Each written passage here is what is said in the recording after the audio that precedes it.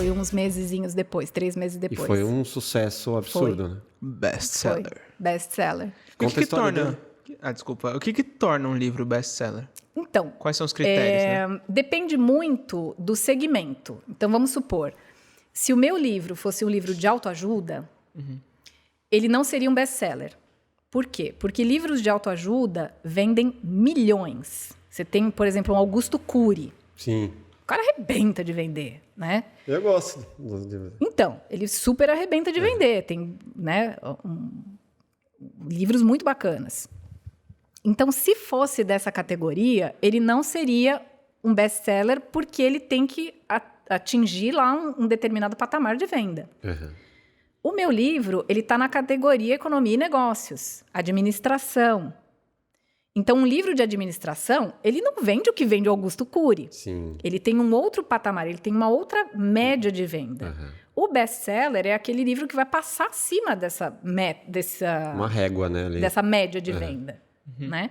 E aí, daí para cima, não tem mais limite, porque você pode ter um livro, por exemplo, de economia e negócios, como é o caso do Thiago Nigro, Sim. que Primo foi Rico. número 1, Primo Rico, que foi o número 1 e que ainda está nas listas depois de, acho que, 3 anos de lançado. Então, acontece, né, de vez em quando, de você ter um que vai para a estratosfera. Uhum. E esse primeiro livro, em 3 semanas, ele tinha vendido 30 mil exemplares. Para um livro de finanças para mulheres, porque ele é pink, né? É um nicho, é o segmento do segmento. Então, eu ter vendido em 3 semanas, né, 30 mil exemplares, não era o esperado, nunca. Sim. A gente nem editora tinha essa não botava tiragem. uma fé, né? Que... A editora achou que ia ser legal, justamente porque era um assunto que estava começando a despontar, né?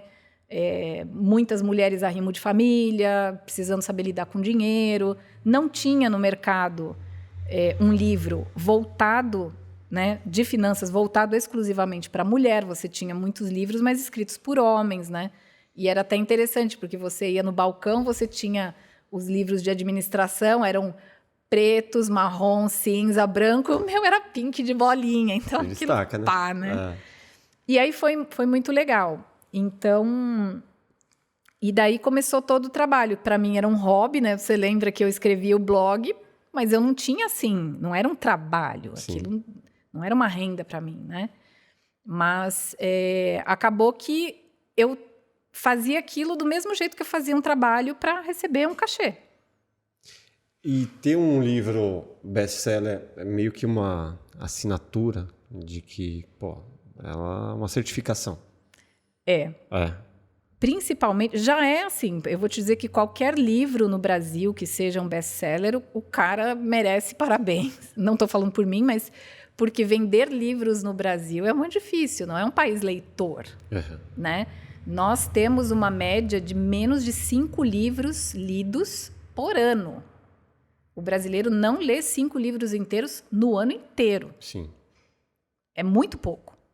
É muito abaixo, né, da média mundial. Então, você vender livros, né, para pessoas que não gostam de ler, que têm preguiça, ainda que tem que comprar e pagar, Sim. é muito complicado.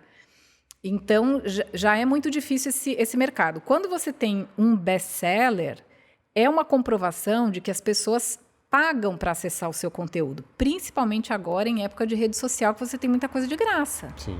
É aquela coisa, para que eu vou comprar um livro Está cheio de se de dica no YouTube. alguma forma eu acesso meio que de graça alguma coisa parecida com isso, né?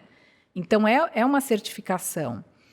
E uma das minhas leitoras... E te abre muita porta também, sabe por quê? Porque você sabe quantos livros venderam, mas você não sabe quem comprou. Você não conhece o leitor, né?